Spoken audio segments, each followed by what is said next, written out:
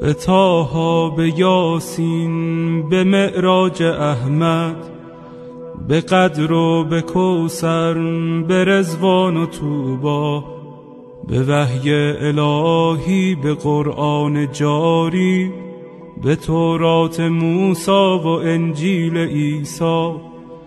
بسی پادشاهی کنم در گدایی، چو باشم گدای گدایان زهرا. چه شبها که زهرا دعا کرده تا ما همه شیعه گردیم و بیتاب مولا. غلامی این خانواده دلیل و مراد خدا بوده از خلقت ما. مسیرت مشخص، امیرت مشخص، مکن دل دل ای دل، بزن دل به دریا. که دنیا به خسران عقبی نیرزد، به دوریز اولاد زهرا نیرزد. و این زندگانی فانی، جوانی خوشیهای امروز و اینجا، به افسوس بسیار فردا نیرزد.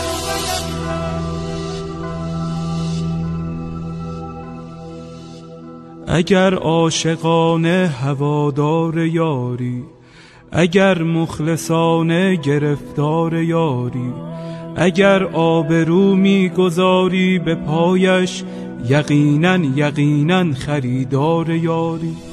بگو چند جمعه گذشتی ز خوابت، چه اندازه در ندبه ها زاریاری. به شانه کشیدی غم سینه اش را، و یا چون بقیه تو سربار یاری.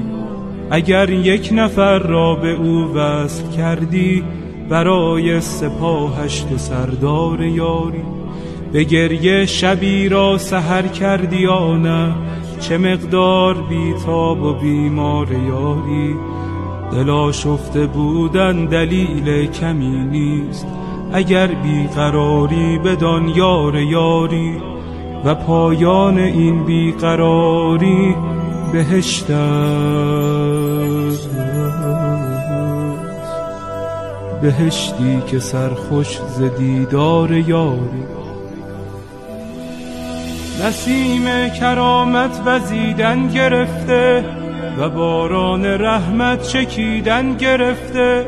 مبادا بدوزی نگاه دلت را به مردم که بازار یوسف فروشی در این دوره بد شدیدن گرفته.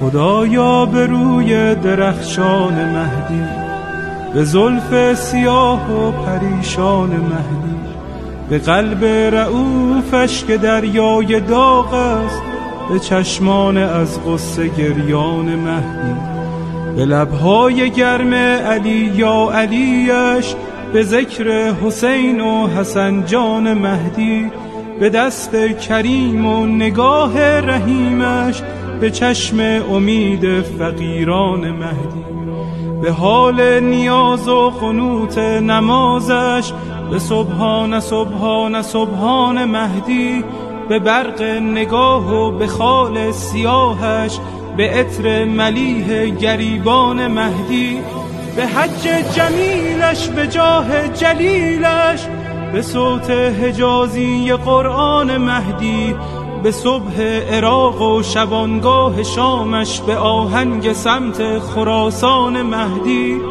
به جان داده های مسیر عبورش، به شهد شهود شهیدان مهدی.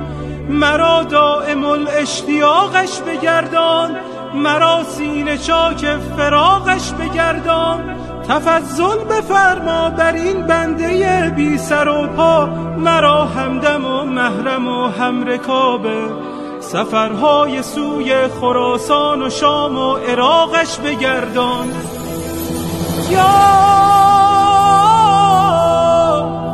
مهدی،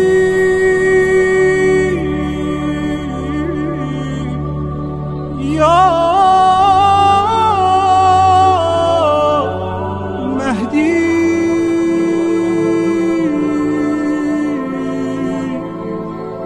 زدی